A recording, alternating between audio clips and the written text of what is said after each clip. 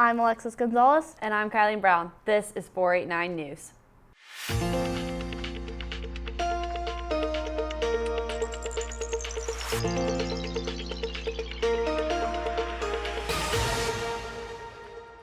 This month, our featured organization at Hayes High is HHITA. 489 News reporter Jacob Alexander spoke to sponsor Chris Dinkle to learn more about this program. If you're interested in electric cars, 3D printing, or even making t-shirts, Hayes High's HHITA might be the right thing for you. So thank you very much for sitting down with us. So you're the instructor of HHITA, is that correct? The sponsor. It's not an official class, but HHITA is an acronym for Hayes High Industrial Tech Association. A lot of the kids have coined the name HITA, so it's been around for about 15 years officially. It's a program that we started to get kids involved, have an informal environment to explore different topics and promote technology. Career and Technical Ed, CTE, also has forced that hand for having a student-led organization, so it meets the district need for meeting the Career and Tech Ed or CTE programs, but by the same token, more importantly, it serves a real need for kids who are interested into the technical areas to explore careers and develop projects and models and compete at the state and local level. All right, so you compete in what kind of events? I know you do a lot under HHITA, so what exactly do you do? Namely, it's the electric car, Kansas Electric Rally program, which is a state program which was first started by the Green Energies Act at the federal level. And once that grant ran out, a grassroots organization or local areas such as the utilities, which funded the program to begin with, they took over and decided it was an important program. So this is something that our corporate leaders and CEOs believe that it's worthwhile giving to. Can't get any better than that. Is that how you get your funding, mainly through outside organizations? Some of the funding is done that way. The large portion of our funding is student fundraising programs, like we print t-shirts for local events. We try to keep it within schools so we don't tap into deeply to the local economy for the the programs or companies that do it for a living. So we try to keep that to a minimum. But there's different ways. We have fundraisers. We've done breakfasts before, and of course we have the local industries, Sunflower Electric, Western Cooperative, Midwest Energy.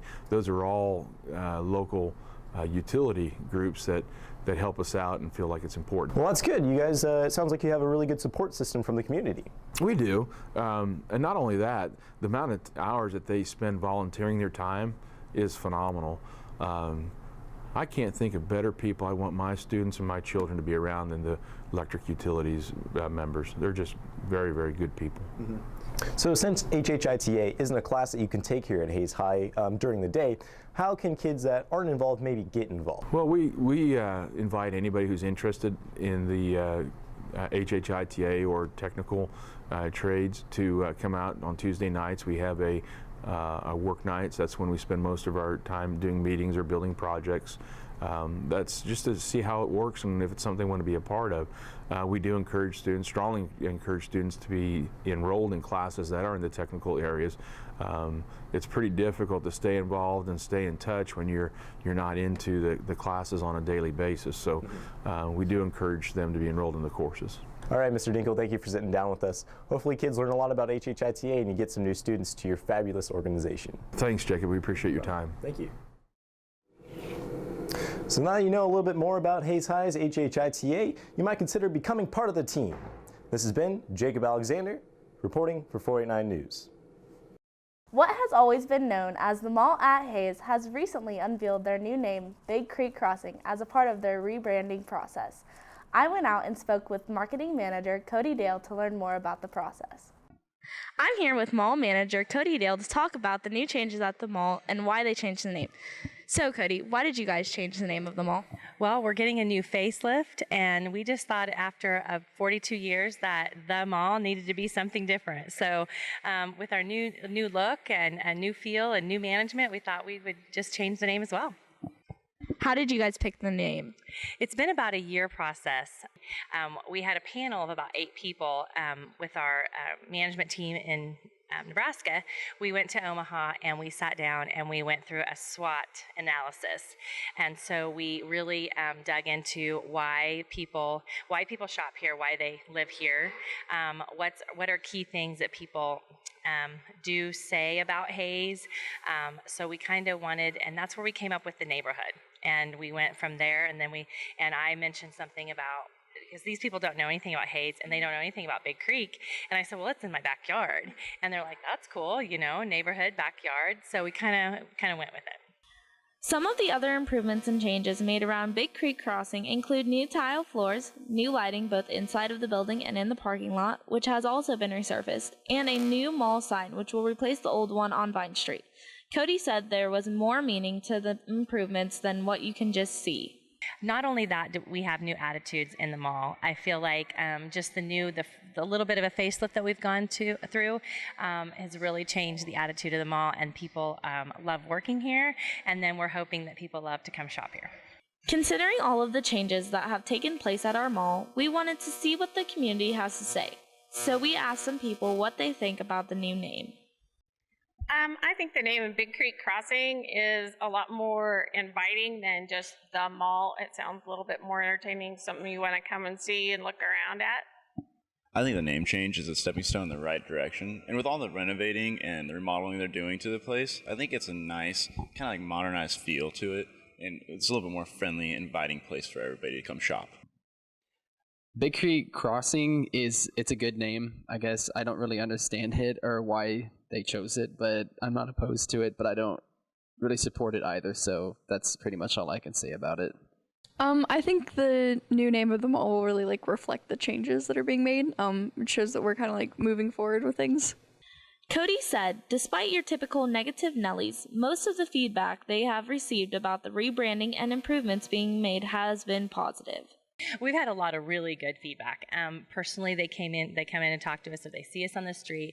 There's been a lot of great hype on that. Now you're always going to get your naysayers, and we've actually I had to tell Katie, who is actually the property manager, had to tell her get off a Hays post the day of the renaming, because those negative Nellies are going to get on there and they're going to voice their opinion. And we've had a couple phone calls here and there, but I really feel like once people realize why we changed the name, what we changed it to, and the reason behind it, I think it's all warm and fuzzy. So hopefully that'll all travel fast.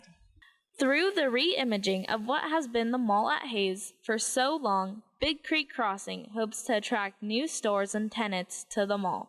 We asked some of the same people what they would like to see move into the mall.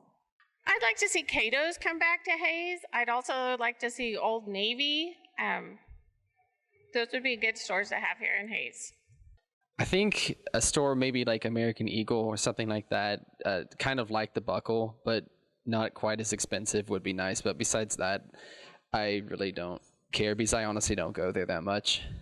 There's not too many I can think of. Maybe American Eagle would be good. A better shoe store. That'd be nice. Cody is positive about the potential for more stores to move in, as some corporations are already looking at Big Creek Crossing to serve as a new location for their stores. As of today, we are actually having a big tenant come in and take a look at our mall.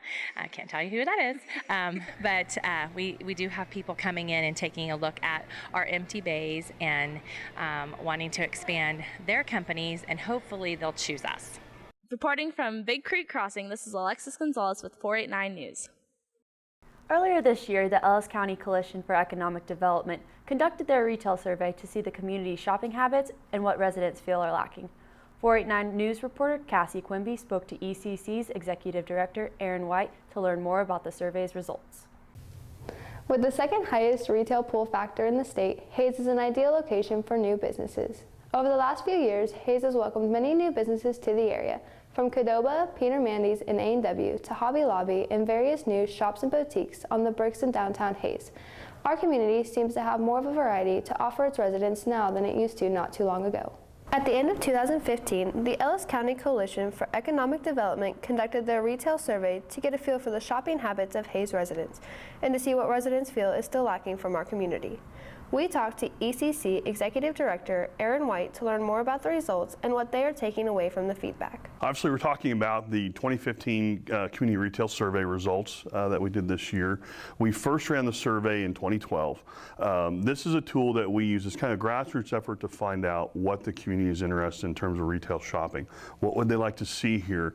What do they leave and go to other communities for to shop? What type of stores? Which locations do they go? You know, what's the driver for them leaving? For a community like Hays, this is important because we are a retail hub as well as educational and work hub for Northwest Kansas.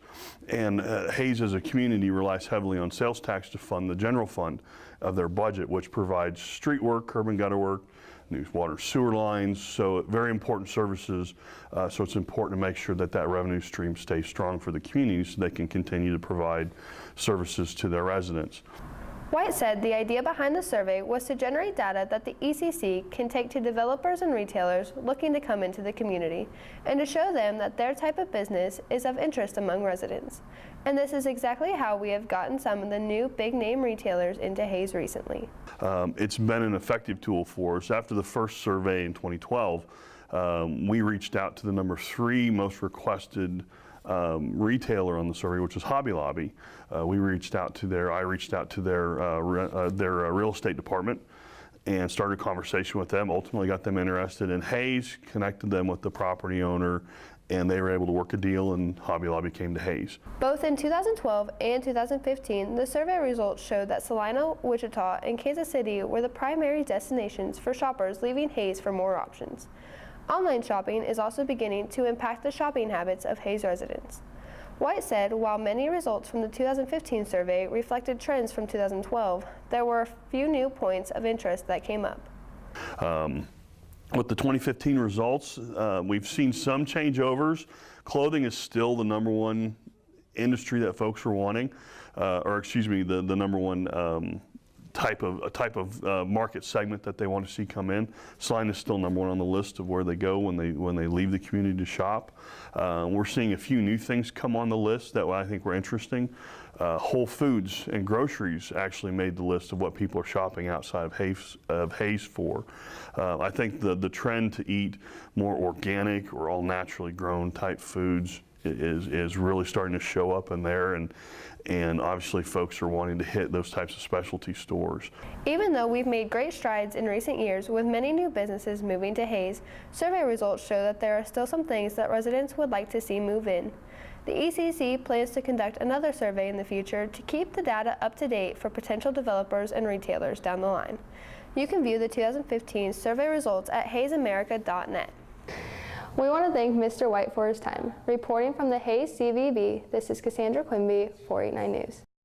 This spring, USD 489 is asking voters to decide on a $94 million bond issue for district-wide facility improvements. And passing the bond will address the much-needed improvements and additions to USD 489 facilities that are long overdue, as the district has not had a significant improvement bond issue passed since 1977, which was 39 years ago. This bond issue addresses safety and security as well as accessibility standards throughout the district, based on recommendations of the Facility Needs Committee. The board will be hosting town hall meetings at the various district buildings, which the community is encouraged to attend, leading up to the spring vote of 2016. For more information, go to the district's website at www.usd489.com. Last winter, we saw no snow days here in Hays, but this winter we've already seen one. 489 News producer Brooks Barber shares more about his winter forecast on his website, Serious Weather. The winter 2015-16 season looks like it'll shape up to be an interesting one for the Kansas area, and I've taken a look at the various factors that will be going into what we see this winter. One of the more significant ones is the strong El Niño, which is actually the second strongest since they've been keeping record. During the typical strong El Niño, we'll see warmer than average water temperatures off the coast of South Africa and to the Central Pacific. Back home, this will usually promote a setup favoring warmer and drier conditions over the northern tier of the United States, with cooler and wetter conditions in the south. Another factor this winter is the Arctic oscillation, or AO for short, which is in a positive phase for this winter. During a positive AO, we generally will experience warmer stretches because the bitter cold remains up north near the Arctic.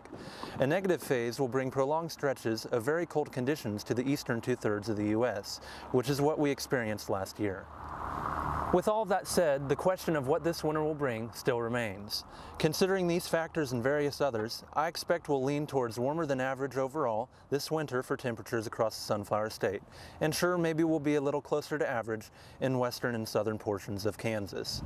This is not to say we will not have colder periods of time, but the periods of time that we do have colder weather will be less prolonged than in recent years.